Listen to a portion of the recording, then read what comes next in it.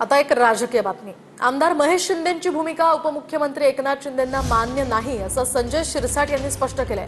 समज दिली तरी महेश शिंदेंचं बोलणं बदललेलं नाहीये असंही शिरसाट म्हणाले। तर शिरसाटांनी महेश शिंदेंवर कारवाईचेही संकेत दिले।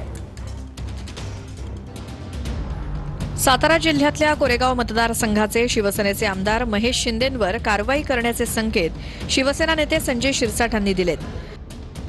महेश शिंदेने भाजप बरोबर सत्ता मिळवण्यासाठी अध्यक्षपद घेण्यासाठी जो प्रकार केला तो एकनाथ शिंदे साहेबांना मान्य नव्हता, तरी त्याचं स्टेटमेंट देणं काही बदललेलं नाही आणि म्हणून एकनाथ शिंदे साहेब याच्यावर निर्णय घेतीलच। संजय शिरसाट हा माझा चांगला मित्र आहे, प्रेमातला दोस्त आहे। आम्ही एकत्र कामं केलेली आहेत, त्यामुळे आम्ही बसून ठरवू।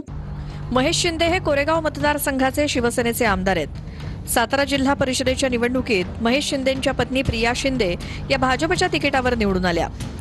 अध्यक्षपदाच्या निवडणुकीत महेश शिंदे समर्थक सदस्यांनी भाजपची साथ दिली, त्यामुळे सातारा जिल्हा परिषदेच्या अध्यक्षपदी महेश शिंदेंच्या पत्नी निवडून आल्या।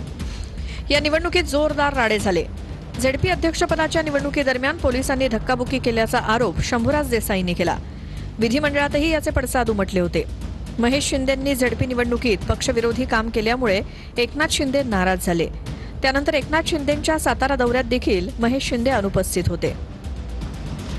दुसरीकडे शिवसेना नेते आणि साताऱ्याचे पालकमंत्री असलेल्या शंभूराज देसाईंचे महेश शिंदेंच्या मतदारसंघात कार्यक्रम वाढलेत। शंभूराज देसाईंनी कोरेगावात शिवसेनेच्या 3 शाखांचं आणि एका संपर्क कार्यालयाचं उद्घाटन केलं। या कार्यक्रमालाही महेश शिंदे अनुपस्थित होते।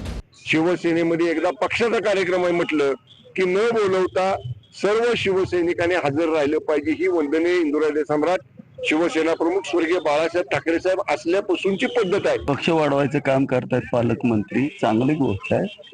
त्यांना माझं सहकार्यच असणार आणि त्यांना शुभेच्छा असणार। त्यांना कधी वाटलं भारतीय जनता पक्षामध्ये यावं, भारतीय जनता पक्षामध्ये नक्की त्यांचं स्वागत असेल।